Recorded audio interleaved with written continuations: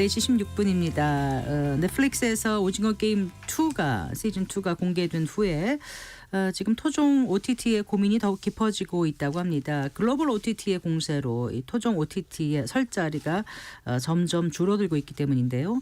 함께 공생할 방법은 없는 걸까요? 또 K 콘텐츠 제작에 그 외부 자본이 유입되면서 국내 제작사들마다 실력이 달라진다고 하는데요.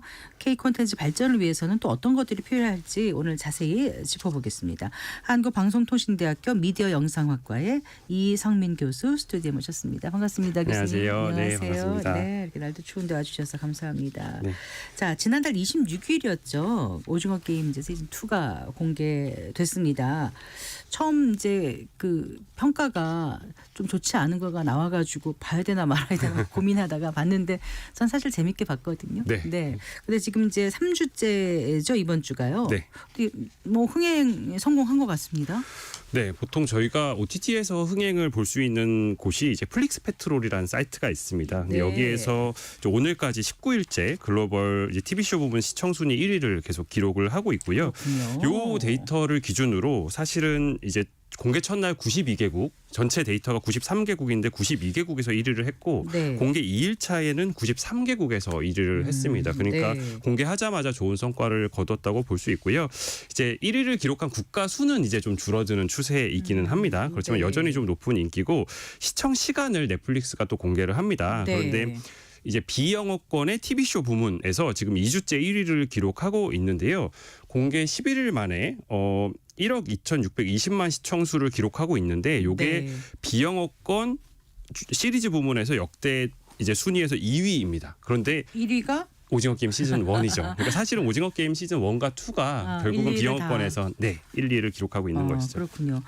덩달아 지금 시즌 1도 또 많이 찾아들 네, 보겠네요. 역주행하고 있습니다. 그렇군요. 네. 자, 오징어 게임 시즌 1이 이제 전 세계에서 가장 많이 시청한 시리즈라는 기록 외에 뭐 여러 상의 그 수상의 영예를 안지 않았습니까? 네. 물론 이제 수상이라는 게 꼭 반드시 작품의 질을 담보하는 건 아닐 수도 있겠지만 그래도 어떻습니까? 그 오징어 게임 시즌 2는 이번에 미국 그 골든글로브상 수상이 불발됐지 않습니까? 어떤 차이가 있다라고 지금 평가를 하고 있는 건가요? 네, 일단 사실 요번 수상은 뭐 받으면 너무 좋긴 하지만 좀 무리였던 부분이 있습니다. 왜냐하면 사실 시즌 1은 하나의 호흡으로 완성된 좀 완결성이 있는 작품이었는데 네. 시즌 2는 사실 시즌 3까지를 하나의 호흡으로 감독님이 만드시려고 계획을 맞아요. 하신 건데 사실 반을 잘라서 네. 먼저 공개했기 때문에 네. 온전한 평가를 받기는 어려웠던 상황이다라는 부분이 있고요. 또 사실 상대 작품도 요번에 네. 수상한 쇼군이라는 작품이 이제 좀 일본 작품이어서 한일전처럼 분위기가 좀 있긴 했는데 이 작품도 네. 워낙 평이 좋았기 때문에 사실은 이번에는 좀 대진운도 좋지 않았고 상황도 좀 좋지 않았다라고 말씀을 좀 드릴 수 있을 것 같습니다. 네. 시즌 1과 2를 조금 더 비교를 해드리면요. 사실은 제작비 규모에서 좀 큰 차이가 있는데요. 시즌 1이 250억 원 규모였는데 시즌 2는 1,000억 원 규모로 거의 4배 가까이 늘어났습니다. 그렇군요. 굉장히 많이 늘어난 거죠. 근데 이거는 사실 시즌 1이 공개됐을 때와 지금의 이제 오징어 게임의 위상을 좀 보여주는 거라고 봐주시면 될 텐데 네. 시즌 1 때는 아무도 이런 K-드라마가 글로벌에서 이만큼 성공을 거둘지 아무도 기대하지 않았던 상황입니다. 그러니까 네네. 250억 원도 당시에는 좀 크다고 느꼈는데 지금은 어떻게 보면 전 세계에서 제일 크게 흥행한 작품의 후속 시즌이기 때문에 네. 거기에 걸맞는 과감한 지원 그리고 대규모 투자 이런 것이 좀 있어서 네. 이렇게 큰 작품이 나오는 것 같습니다. 또 아까 이제 평가가 좀 갈렸던 부분도 시즌 1은 워낙 이제 새로운 이야기였기 때문에 네. 충격이 좀 컸죠. 굉장히 신선했고 그런데 네. 시즌 2는 다 같이 이제 기대하면서 기다린 거에 비해서 또 아무래도 두 번째 시즌이다 보니까 뭐 신선도나 이런 부분에서 사람들마다 기대가 좀 충분하진 않았던 것 같은데요. 그런데 개인적으로는 또 그 작품성이 굉장히 높았고 전 네. 세계적으로 좀 여러 가지 혼란들에 대해서 다루고 있는 부분들이 또 좀 맞아 들어간 부분도 있어서 저는 작품성 측면에서 좀 의미 있는 작품이 아닌가 이렇게 생각을 하고 전 있습니다. 세계적으로 벌어지는 혼란이라는 게 무슨 이게 말씀이셨어요? OX로 나뉘어서 서로가 갈등하고 네. 이런 문제들이 사실 뭐 여러 곳에서 벌어지는 혼란이기 때문에 그런 시의성 있는 문제들에 대한 고민을 깊게 담고 있는 작품이란 점 네. 그런 점도 저는 좀 높게 봐야 되지 않나 어쨌든 그 생각합니다. 후반부는 올 여름에 공개될 예정이라고 하죠. 네, 네. 벌써부터 언제부터 기다려지긴 하는데요. 어쨌거나 뭐 여러 가지 논란이 있더라도 이제 오징어 게임 시리즈가 우리 K 콘텐츠의 글로벌 영향력을 확대했다, 가져다 줬다는 데는 뭐 이견이 없을 겁니다. 근데 이번 오징어 게임 시즌 2의 흥행 기록에서 시즌 1을 넘어서는 부분이 있죠. 네, 조금 뭐 조심스럽게 볼 부분은 있지만 그러니까 공개 첫 주 시청 시간 기준으로는 네. 시즌 1이 4억 4,870만 시간이었는데 네. 시즌 2가 4억 8,760만 시간. 이러니까 이제 그러니까 공개되자마자의 시청 시간은 말하면 시즌 1을 넘어선 거죠. 그래서 네. 이런 부분 때문에 걱정을 했는데 공개 직후에 시간이 높게 나왔기 때문에 이제 넘어섰다 이런 평가가 나온 거고요. 다만 이제 2주차 기록을 보면 시즌 1은 조금 더 역주행하는 그래프를 보여줬는데 네. 시즌 2는 살짝 줄어드는 모습을 보여줘서 아무래도 이제 처음 공개된 신선한 그 성장하는 그래프와는 좀 차이가 좀 있지 않았나 이런 생각들은 하고는 있습니다. 네. 그런데 이제 시즌 3도 좀 이제 여름에 공개될 거고 시즌 3가 나오고 나면 기존 시즌이 또 역주행하는 사례들을 계속 보고 있기 때문에 아마 그것까지 함께 보면서 우리가 또 평가를 해봐야 되지 않을까 이런 생각은 하고 있고요. 네. 저는 개인적으로는 이제 해외에서의 반응이 좀 중요하고 시청 시간보다도 이게 워낙 한국의 여러 놀이에 대한 이제 반응이 더 중요하다고 생각을 하거든요. 근데 저도 유심히 살펴보는데 네. 뭐 공기놀이나 뭐 가위바위보 하나 빼기나 아니면 뭐 둥글게 노래가 네. 막 흥행하다든지 이런 놀이에 대한 관심이나 뭐 저희가 바이럴이라고 하죠. 네. 뭐 쇼츠나 이런 것들 올라오는 걸 보면 충분히 굉장히 긍정적인 효과들을 보고 있다고 생각을 해서 네. 이러한 팬덤의 즐길거리라는 관점에서는 의미 있는 또 성과를 거뒀다라고 생각을 하고 있습니다. 한국인들 같은 경우는 앞부분 보면서 저건 내가 해도 됐을 네. 나는 저거 잘할 수 있을 거야 뭐 이렇게 맞습니다. 얘기하면서 막 봤던 기억이 납니다. 자, 그런데 지난 오징어 게임 시즌 1 때는 또 아까 얼마를 들여줬다고 그러셨죠? 그러니까 250억 원이 들여서 순제작비였는데 그래서 뭐 수익이 1조다 뭐 이런 얘기까지 있었지 않았나요? 네. 정말 그랬나요? 이게 그러니까 제가 계속 조심스럽다는 표현들을 드리는 게 이게 1조가 이제 수익은 아니고요. 1조가 이제 창출한 가치라는 부분이었습니다. 이게 네. 나오게 된 게 당시에 블룸버그 통신에서 넷플릭스 내부 보고서를 입수를 해서 거기에 오징어 게임이 창출한 임팩트 밸류가 한 1조 원 정도 가치가 있다라고 내부적으로 평가했다 이런 보도가 나온 적이 있어요. 그러니까 네. 이건 엄밀히 말해서 수익은 아닌데 이런 평가가 나오게 된 배경을 좀 같이 좀 보면 좋겠다는 생각은 듭니다. 왜냐하면 이게 1조라는 가치가 넷플릭스 입장에서는 오징어 게임이 한 편으로 끝나는 게 아니라 저희가 지금 보듯이 시즌 2가 나오고 또 챌린지가 나오고 이렇게 계속해서 팬덤의 주목을 끌고 가는 저희가 뭐 업계에서 슈퍼 IP라는 표현을 씁니다. 네. 그러니까 하나의 작품이 다른 작품들과 연계되고 다른 산업으로 막 파급 효과가 있는 이런 작품을 우리가 슈퍼 IP라고 하는데 IP면은 이제 지식재산권입니다. 뭐 저작권, 상표권 이런 것들 포함되는데 네. 어쨌든 그 권리를 가지고 산업을 쫙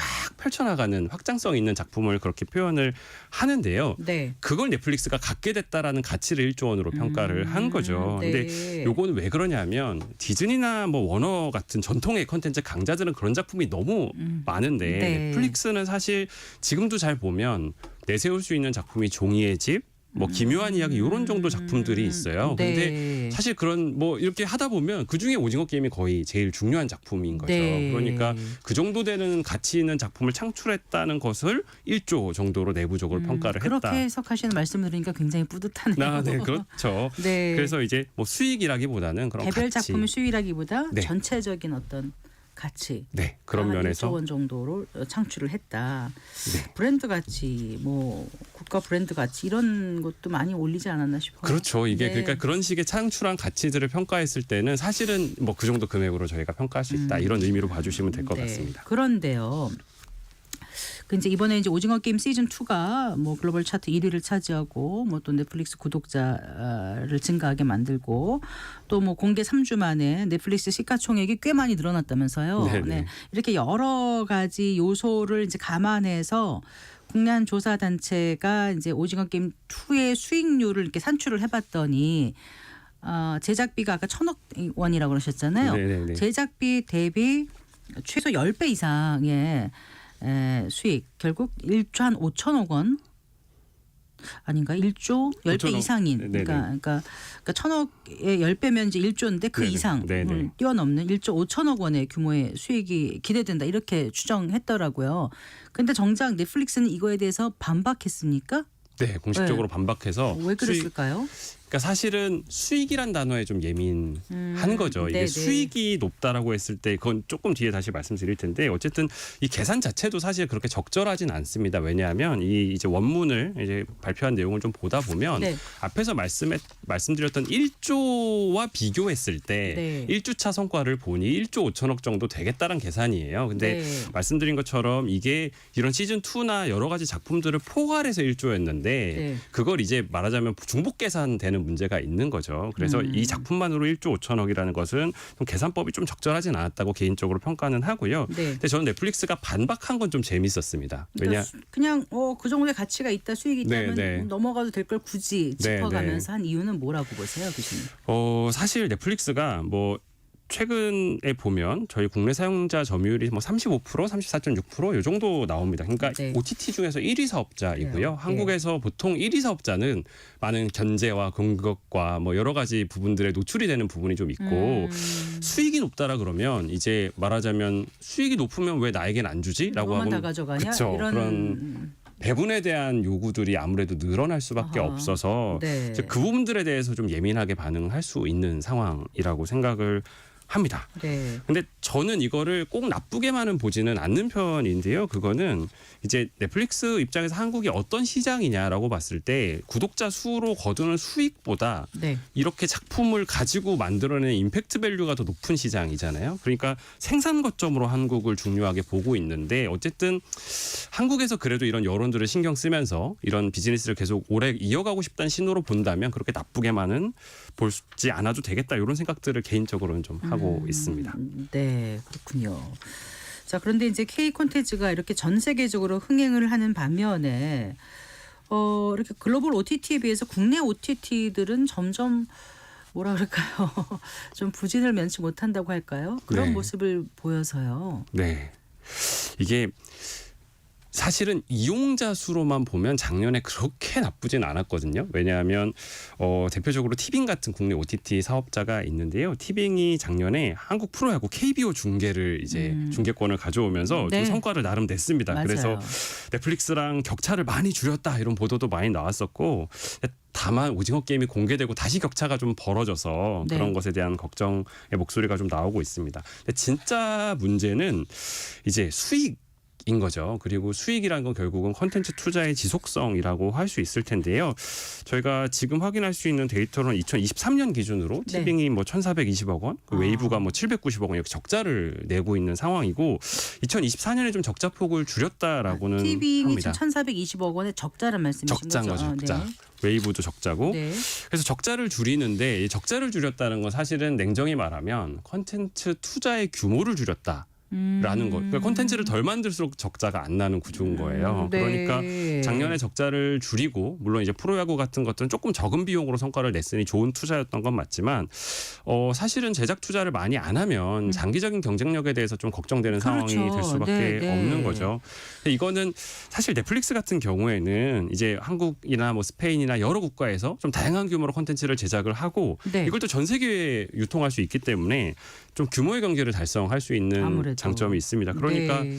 오징어 게임 시즌 2가 1,000억 원 규모의 제작비를 들였다고 말씀을 드렸지만 사실 다른 뭐 기묘한 이야기 시즌 4 같은 경우는 3,300억 이 정도 그랬군요. 들여서 만들거든요. 그게 몇 부작이죠? 요게 이제 9부작인데 네. 그러니까 사실은 뭐 편수나 이런 규모로 봤을 때 오징어 게임이 가지고 있는 위상과 생각하면 여전히 뭐 그렇게 높은 수준은 아니라고 넷플릭스 네. 입장에서는 효율이 좋은 작품이라고 생각을 할 것 같아요. 근데 네. 이거를 국내 OTT가 감당한다는 거는 이제 좀 어려운 거고요.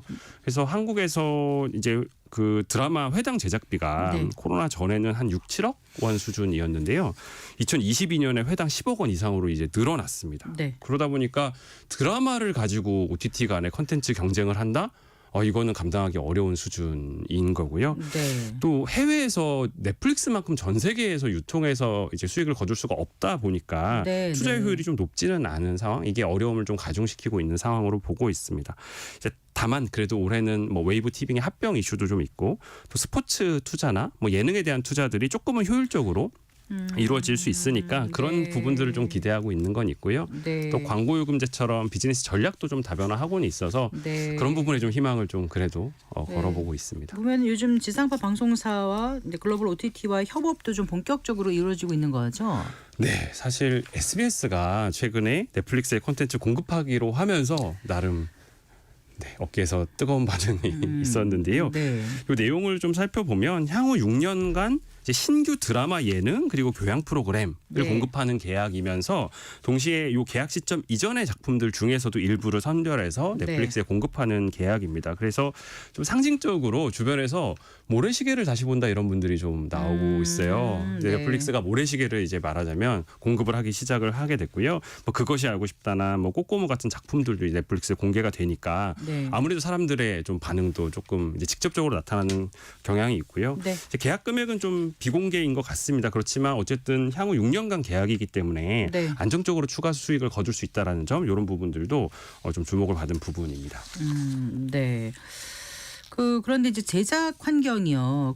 이제 좀 바뀌지 않나요, 지금요? 국내 이제 자본 투자로 제작을 한 뒤에 이제 OTT 방영권 팔면서 이제 수익을 벌어들이던 구조에 좀 바뀌어가고 있는 모양새가 아닌가 싶어요. 그러니까 그 부분도 좀 설명을 해주신다면. 네, 이게 그러니까 예전에는 국내에서 이미 유통을 하고 OTT로 추가로 가는 구조였는데 네. 사실 넷플릭스가 들어오니까 그냥 넷플릭스로 바로 가는 일들이 점점 그러니까요. 많아지는 거죠. 네. 그리고 이러다 보니까 넷플릭스는 높은 제작비로 전 세계 유통이니까 수준이 높아지는 제작 수준도 높아지고 어떻게 보면 시청자의 눈높이도 같이 높아지고 있는데 네. 국내 사업자가 이거를 따라가기가 굉장히 좀 어려운 어렵죠. 상황입니다. 네. 그래서 요즘에는 좀 다양한 전략들을 그래도 사업자들이 좀 고민을 하고는 있습니다. 예를 들면 이제 국내 OTT에서 독점 방송을 하고 혹은 국내 이제 방송으로 방송도 하고 네. 그리고 나서 해외에 네. 우리나라의 티빙 같은 뭐 웨이브 같은 로컬 OTT들이 또 있습니다. 네. 뭐 대표적으로 라쿠텐 비키나 뭐 유넥스트나 뭐 뷰 같은 플랫폼들이 있는데 네. 여기에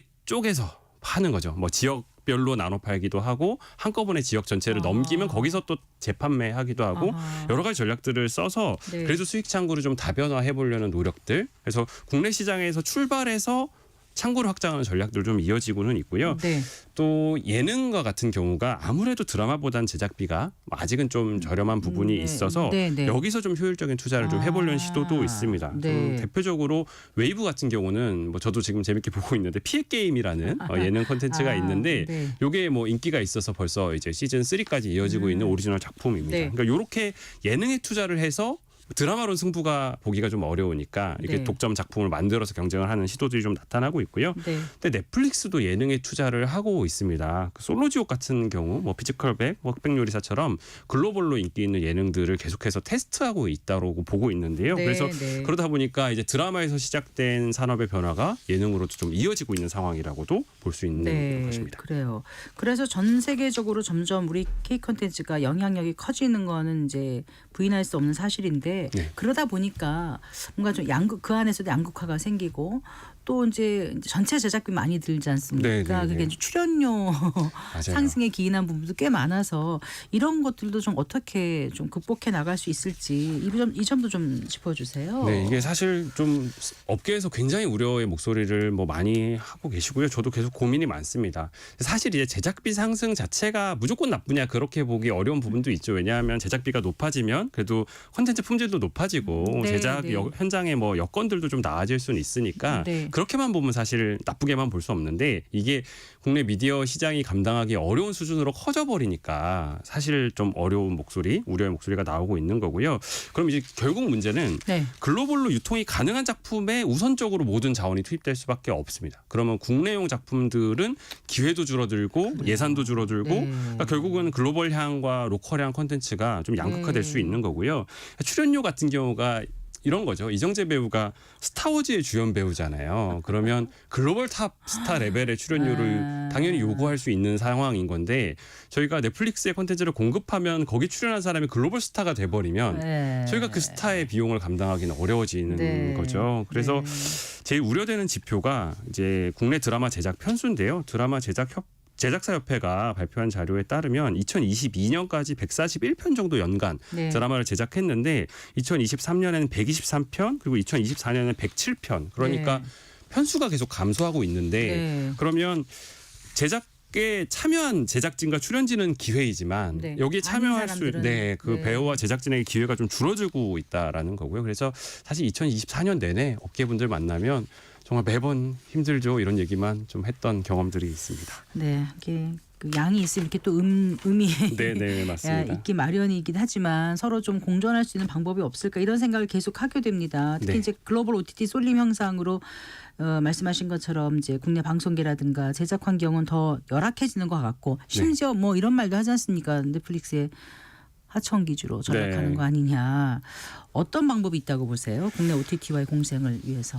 기본적으로 지금 국내 미디어 업계가 많이 어려운데 뭐 지상파나 유료 방송 사업자들도 사실은 콘텐츠를 만드는데 중요한 버팀목 역할을 하고 있는 사업자들인데 여기가 많이 무너지고 있는 게 사실 제일 걱정입니다. 그러니까 OTT로 수익이 딱 넘어가주면 되는데 그것도 네. 아닌 상태에서 국내 시장이 흔들려서 어려운 문제여서요. 사실은 조금 그런 뭐 유료 방송 사업자든 지상파 사업자든 조금 더 자율성을 가지고 규제 개혁을 하든 좀 적극적으로 움직이게 해줘서 사업적 성장을 할 수 있는 계기도 좀 마련됐으면 좋겠고요. 국내 사업자들 간에도 좀 다양한 협력을 통해서 좀 사실은 콘텐츠 투자의 효율을 좀 높일 필요는 있는 것 같습니다. 특히 결국 글로벌로 나가야 되기 때문에 그 글로벌로 나갈 수 있는 그런 전략들을 우리가 조금은 더 키워나가야 되는데 아직 우리가 온전히 체질 변화를 했는지에 대해서는 우려가 있어서 네. 그 부분에 대해서 우리가 좀 집중적으로 고민해야 되지 않을까 이렇게 생각하고 있습니다. 방금 전에 규제라는 표현을 하셨는데요. 이제 네, 우리 네. K 콘텐츠의 흥행이 계속 이어지려면은 미래 발전을 위해서 어떤 정책적인 측면도 필요하다는 말씀을 저는 이해를 했거든요. 네. 네. 어떤 게 필요하다고 생각하시는지 한 번 더 짚어주신다면요. 그러니까 이제 글로벌 사업자들은 굉장히 자유롭게 뭐 좀 유연하게 여러 가지 비즈니스를 하는데 국내 사업자들은 저희가 뭐 사실 지상파 방송도 마찬가지고 KBS도 마찬가지고 많은 의무들이 있죠. 그게 공적으로 분명히 해야 되는 책무이긴 하지만 또 사업적으로 다양한 시도들을 할 수 있는 계기도 좀 있어야 되는데 그런 부분에 대해서는 좀 사회적 합의와 정책적 지원도 좀 있어야 된다 이런 생각들을 하고 있는 거고요. 네. 사실 아까 말씀드렸던 그런 글로벌 체질 전환이라는 것은 저희가 뭐 현지화 전략 같은 것들은 아직 우리가 모든 사업자들이 그 역량을 좀 충분히 갖추고 있다고 보기는 어려운 부분이 있습니다. 뭐 해외 시장에 대한 이해도라든가 이런 부분도 아직은 충분히 높지 않기 때문에 그런 부분들은 한 사업자가 좀 하기는 어렵잖아요. 그런 부분들은 좀 정책적으로 그런 전문가들과 연결해 주시거나 이런 부분들로 좀 역량을 키울 수 있는 쪽으로 저는 투자가 좀 이루어지면 그래도 좀 기회가 생기지 않을까 생각하고 있습니다. 알겠습니다. 잘 들었습니다. 고맙습니다. 감사합니다. 네, 이성민 한국방송통신대학교 미디어 영상학과 교수와 함께했습니다.